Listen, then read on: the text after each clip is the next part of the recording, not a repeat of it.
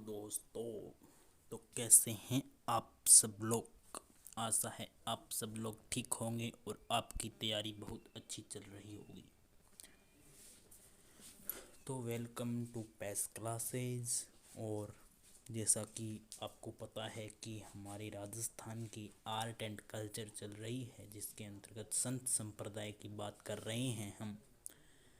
तो दोस्तों, अब चलो स्टार्ट करते हैं हम आज एक और नया टॉपिक। अगर आपको वीडियो अच्छा लगे तो वीडियो को प्लीज़ दोस्तों में शेयर ज़रूर कीजिएगा और अपना फीडबैक कमेंट बॉक्स में ज़रूर दीजिएगा। चलो देखिए अब वीडियो। चलो दोस्तों स्टार्ट करते हैं। संत दादू जी।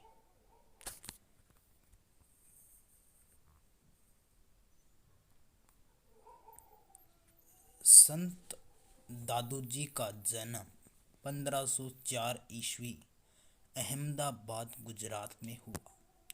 इनका लालन पालन लोधीराम सावित्री देवी जो ब्राह्मण थे ने किया था। और जो लोधीराम और सावित्री देवी है, इनको ये साबरमती है, ये साबरमती नदी में मिले थे। गुरु वृद्धानंद, बुद्धाराम और बुड्ढन जी भी कहते हैं इनके जो गुरु थे। राजस्थान का कबीर संत दादू जी को कहा जाता है। भक्ति आंदोलन का राजस्थान में प्रवर्तक दादू पंथ की स्थापना संत दादू जी ने 1574 ईस्वी में की थी। दादू पंथ की जो प्रधान पीठ है वो नरैना, या जिसको अपने नारायणा जयपुर में है। संत दादू जी के बारे में अपने कुछ और परिचर्चा करते हैं। संत दादू जी ने प्रथम उपदेश 1568 ईस्वी में सांभर जयपुर में दिया। इन्होंने जो पहला उपदेश दिया था राजस्थान में, वो 1568 ईस्वी में सांभर जयपुर में दिया था। 1585 ईस्वी फतेहपुर सीकरी अकबर से मुलाकात कर संत सम्मेलन की अध्यक्षता की थी। ऐसे थे हमारे संत दादू जी। और संत दादू जी के जो उपदेश है वो वाणी कहलाते हैं और उपदेश सतल चौगान कहलाता है। इनके जो सत्संग और जागरण होते हैं संत दादू जी को, उनको अलख दरीबा कहते हैं। एक भर्ती में प्रश्न आया था, भर्ती का मुझे नाम याद नहीं आ रहा, कि ऐसे कौन से संत हैं जिनके सत्संग तथा जागरण को अलख दरीबा कहा जाता है। दादू पंथ है वो, संत दादू जी द्वारा संत संप्रदाय मतलब दादू संप्रदाय है वह, जिसमें सत्संग व जागरण को अलग तरीबा कहा जाता है। थोड़ा ध्यान दीजिएगा इस पर। दादू जी के कुल शिष्य थे वो 152 थे, परंतु उसमें जो प्रधान शिष्य थे वो 52 ही थे। दादू जी के 52 स्तंभ बोले जाते हैं इन 52 शिष्यों को। और संत दादू जी के जो ग्रंथ है वो है काय बेली, परिचय का अंग, दादू वाणी, दादूरा दो है, हरडे वाणी, अंग वधु। नोट लगाकर एक बात लिखने योग्य है, वो आप लिख लीजिए कि दादू जी के उपदेशों का संकलन इनके शिष्य द्वारा अनभिवाणी एवं काव्य बेली में किया गया है। बहुत ही इम्पोर्टेंट और ध्यान रखने योग्य बात है। एग्ज़ाम में प्रश्न आ सकता है कि दादू जी के उपदेशों का संकलन किसके इनके शिष्य द्वारा कौन से ग्रंथ में किया गया है। तो वहाँ पे आपको ऑप्शन में मिल सकता है अनभिवाणी और काय बेली। तो ये दोनों भी मिल सकते हैं और एक भी मिल सकता है। तो दादू पंथ है, उसको निपक पंथ और ब्रह्म संप्रदाय भी कहा जाता है। निपक संप्रदाय और ब्रह्म संप्रदाय। दादू पंथ की जो स्थापना है वो संत दादू जी ने 1574 ईस्वी में की थी। इसकी जो प्रधान पीठ है दादू पंथ की वो नरैना मतलब नारायणा जयपुर में है। और जो दादू पंथ का जो उद्बोधन शब्द होता है वो होता है दादू राम सत्य राम। एक व्यक्ति बोलता है दादू राम, सामने वाला बोलता है सत्य राम। एक बहुत ही इम्पोर्टेंट एंड रोचक बात कि जो दादू पंथ है वो सब को जो दादूपंथी संप्रदाय के लोग होते हैं, अगर उनकी मृत्यु होती है तो उनका जो शव है, उसके जो शव है वो शव को जंगली जानवरों हेतु खुला छोड़ देते हैं, मतलब जंगल में रखाते हैं सीधा ही शव को। ये इनके कुछ नियम हैं। एक प्रकार से ये विवाह नहीं करते हैं, माला नहीं पहनते हैं, चोटी नहीं रखते हैं, न ही तिलक लगाते हैं। ब्रह्मा को निराकार रूप में पूजते हैं दादू पंत।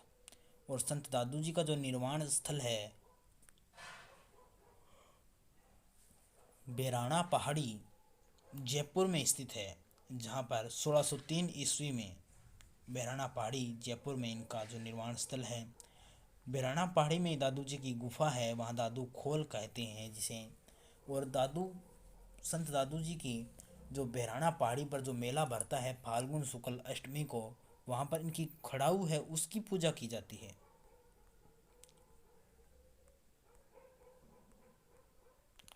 नरैना जयपुर में पद चिन्ह पूजे जाते हैं। जो आपका नरैना है, नारायणा जयपुर है, वहाँ पे इनके पद चिन्ह पूजे जाते हैं। दादू पंथ के पंचतीर्थ। एग्ज़ाम में प्रश्न आता है कि सांबर, आमेर, कल्याणपुरा, बरहना, नारायणा, नरैना कौन से पंथ के पंचतीर्थ हैं। तो यह प्रश्न ऐसे भी आ सकता है कि निम्न में से दादू पंथ के पंचतीर्थों में सम्मिलित नहीं है या सम्मिलित है। मतलब एग्जामिनर किसी भी तरीके से प्रश्न बना सकता है, हमें तो बस तैयार रहना है, एकदम सही और स्टिक गोला काला करना है। दादू के पंचतीर्थ है, ये सभी जयपुर में स्थित है। पहला है सांभर, दूसरा है आमेर, तीसरा है कल्याणपुरा, चौथा है बरहना, पांचवा है नारायणा और नरैना। दादू पंथी 5 प्रकार के होते हैं। पहला है खालसा पंथ, प्रवर्तक है गरीबदास जी, जो दादू जी के पुत्र थे। और इस खालसा पंथ की जो नरैना पीठ पर गुरु शिष्य परंपरा मानने वाले लोग हैं वो खालसा पंथ है, गरीबदास जी ने की थी, जो दादू जी के पुत्र थे। उत्तरादेश स्थानधारी प्रवर्तक थे वो बनवारी दास जी थे संप्रदाय के। उत्तर भारत में प्रचार प्रसार हेतु रतिया हिसार में स्थायी निवास। एक है नागा पंथ, सुंदरदास जी, जिसकी पीठ है दौसा, हाथ में हथियार रखते हैं और ये वस्त्र धारण नहीं करते हैं। विरक्त, घर घर जाकर उपदेश देने वाले, निरंगी खाकी लंबी जटाएं रखते हैं एवं शरीर पर भस्म लगाते हैं। दादू पंथ को निपंक पंथ अथवा ब्रह्म संप्रदाय भी कहते हैं। ऐसा था हमारा संत दादू जी और दादू संप्रदाय। तो आशा है कि आपको दादू पंथ एवं संत दादू जी या दादू संप्रदाय आपको समझ में आया होगा। किसी भी प्रकार की कोई गलती हो तो कृपया कमेंट ज़रूर कीजिएगा, हमें अवगत ज़रूर करवाइएगा किसी प्रकार की गलती होने पर। अब हम बात करेंगे संत रामानंद जी। संत रामानंद जी के शिष्यों के बारे में बात करेंगे। और जो संत रामानंद जी थे वो सगुण भक्ति परंपरा के संत थे। इनके 6 शिष्य थे। 6 शिष्य कौन कौन थे? कबीरदास जी यूपी के थे, संत पीपा राजपूत थे, संत धन्ना जाट जाति के थे, संत सदना कसाई जाति के थे, संत सेना जी नाई जाति के थे, संत हरिदास जी यूपी के थे और जन्म चमार जाति में होता है। ये निर्गुण भक्ति परंपरा को मानने वाले थे। संत रामानंद जी संत गुण भक्ति परंपरा के संत थे और इनके जो शिष्य थे ये 6 के 6 ये सभी निर्गुण भक्ति परंपरा के थे। जिनमें से हम एक की बात करते हैं संत पीपा जी के। जन्म 1425, गागरोन झालावाड़। बचपन का नाम था प्रताप सिंह, पिता कड़ावाराम खिंची, माता लक्ष्मीवती। कुल रानियाँ इनके 20 थी। गागरोन के शासक थे ये। सोलखड़ी सीता पद्मावती के कहने पर राजनीति का त्याग कर सन्यासी बने थे। सोलखड़ी सीता पद्मावती मतलब छोटी रानी के कहने पर। इनके जो गुरु थे वो रामानंद थे। इनकी जो शिक्षा है वो काशी में प्राप्त हुई थी और इन्होंने जो अपना राज कार्य है वो भतीजा भोजराज को सौंपा। रामानंद जी थे वो, उनका जो शिष्य था पीपा, उनकी जो कर्म भूमि थी वो सादड़ी बीका बाड़मेर रही थी। इन्होंने दर्जी का व्यवसाय किया था और सामदड़ी बाड़मेर में इनका एक मंदिर है, वहाँ पर चैत्र पूर्णिमा को मेला भरता है और इनके जो अन्य मंदिर है वो है, एक तो है मसूरिया पहाड़ी जोधपुर में है, और एक इनका जो चबूतरा है वो काशी यूपी में है, पिंपा जी की छतरी गागरोन झालावाड़ में है, और इनकी जो गुफा है वो टोडा राय सिंह टोंक में है। इनका जो उपदेश होता है वो एक गुटका और जोग चिंतामणि कहलाता है। संत राम अपने पीपा जी थे, उनके जो उपदेश है वो गुटका जोग चिंतामणि कहलाते हैं। निर्गुण भक्ति परंपरा की अलख जगाने वाले प्रथम संत थे। ऐसे थे हमारे संत पीपा जी। जीवनी इनकी है जो 1848 ईस्वी ग्रासा द तासी फ्रांस का दार्शनिक ने इनकी है वो जीवनी संकलित की थी। संत पीपा जी का मंदिर सादड़ी बाड़मेर चैत्र पूर्णिमा को लगता है। मसूरिया जोधपुर में, छतरी गागरोन झालावाड़, चबूतरा काशी यूपी में, गुफा टोटराय सिंह टोंक जहाँ पर इन्हें ज्ञान व निर्वाण की प्राप्ति हुई थी। दर्जी समुदाय के आराध्य देव माने जाते हैं। उपदेश गुटका चिंतामणि कहलाते हैं, जिनकी जो जीवनी है वो लिखी थी फ्रांस के दार्शनिक गरासा दैतासी 1848 ईस्वी में। अब हम बात करते हैं एक और अन्य संत हमारे संत धन्ना जी के बारे में है। हमें आशा है कि आपको संत पीपा जी के बारे में अच्छे से समझ में आया है। तो अब हम एक और हमारे संत धन्ना जी के बारे में बात करेंगे। यहाँ से 2 या 3 वीडियो और लगेंगे और हमारा जो संत एवं संप्रदाय टॉपिक है वो समाप्त हो जाएगा। उसके बाद में हम स्टार्ट करेंगे लोक देवियाँ लोक देवता और देवियाँ स्टार्ट करेंगे टॉपिक। अब हम बात करते हैं संत धन्ना जी। जन्म 1415 धोवन कला टोंक में हुआ था। संत धन्ना जी का पिता रामेश्वर थे, गुरु रामानंद जी थे। उपदेश थे इनके धन्ना की आरती, इनके उपदेश कहलाते हैं धन्ना की आरती। गुरु अर्जुन देव ने इनको उपदेश गुरु ग्रंथ साहिब में संकलित करवाए हैं। राजस्थान में धार्मिक आंदोलन का जनक संत धन्ना जी को माना जाता है। राजस्थान से बाहर पंजाब में सर्वाधिक मान्यता है हमारे संत धन्ना जी को, और राजस्थान में बीकानेर में सर्वाधिक मान्यता है, जबकि ये है टोंक के, परंतु इनका जन्म टोंक में हुआ, परंतु इनकी जो सर्वाधिक मान्यता है वो बीकानेर में है। फसल रोग के निवारक संत हैं।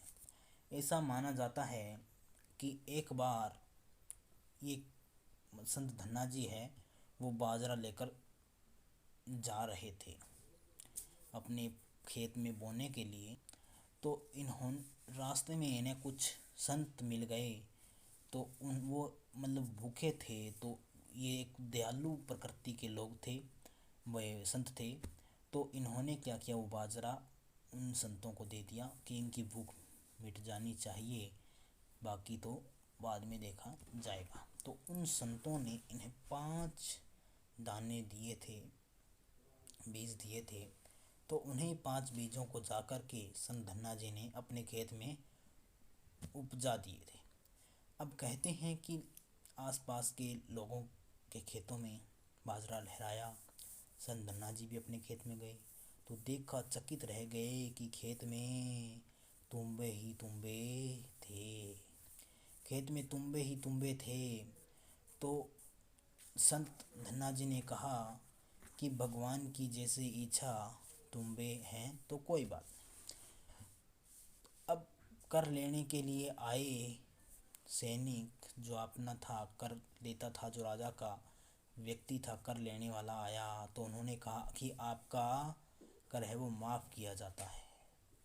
तो संत धन्ना जी ने कहा नहीं, कर तो लेकर जाना ही पड़ेगा, पहले भी आप लेकर जाते थे।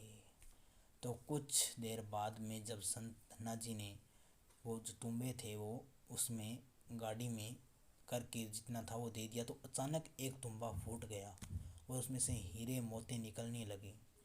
तो फिर संत धन्ना जी ने कहा उनको कि अगर आप इन सभी के जो भी छोटे मतलब जमींदार है, किसान हैं, उनका कर माफ़ कर दो, तो मैं ये सारे तुम्बे आपको दे दे रहा हूँ और आप इनसे आज के बाद में कर नहीं लोगे। तो कहते हैं कि उसके बाद में राजा ने उनसे कर नहीं लिया था। वहाँ के मतलब उस गांव के जो 6-7 गांव थे उनसे कर नहीं लेता था राजा जी थे वहाँ के, जो वो ऐसे थे धन्ना जी, जिन्होंने वो जो तुम्बे थे सभी के सभी उसकी उनकी गाड़ी में लोड कर दिए थे, रख दिए थे कि आप ये ले जाओ और इन जो ये किसान भाई हैं इनको परेशान मत करना अपने कर के लिए। इसलिए कहते हैं कि अगर किसी भाई की फसल खराब हो और वो संत धन्ना जी के खेत में से वहाँ पर मिट्टी लाकर अपने खेत में छींटा मार दे तो कहते हैं कि खेत की सब जो रोग क्षमता है वो ख़त्म हो जाती है और ज़मीन उर्वरक उपजाऊ बन जाती है, अच्छी ज़मीन बन जाती है। तो अब हम बात ऐसे थे हमारे संत धन्ना जी। तो और अब हम बात करते हैं संत रैदास जी के बारे में, जिनका जन्म बनारस यूपी में हुआ था। ये चमार जाति के थे। कबीर दास जी ने इन्हें संतों का संत कहा है। इम्पोर्टेंट बात है कि एग्ज़ाम में प्रश्न इस प्रकार आ जाता है कि कबीर दास जी ने किन संत को संतों का संत कहा है, तो वह है संत रैदास जी। मीराबाई के आध्यात्मिक गुरु थे। बचपन का नाम रामदास था। रायदासी संप्रदाय की स्थापना की थी इन्होंने और इनकी जो छत्री है वो चित्तौड़गढ़ में स्थित है। तो ऐसे थे हमारे संत रैदास जी। आशा है आपको आज जितना पढ़ा है उतना समझ में आ गया होगा। ओ पढ़ते रहिए, आगे बढ़ते रहिए। All the best. और अपना कमेंट बॉक्स में फीडबैक ज़रूर दे देना वीडियो आपको कैसा लगा। Thanks for watching. Okay, goodbye. जय श्री कृष्ण।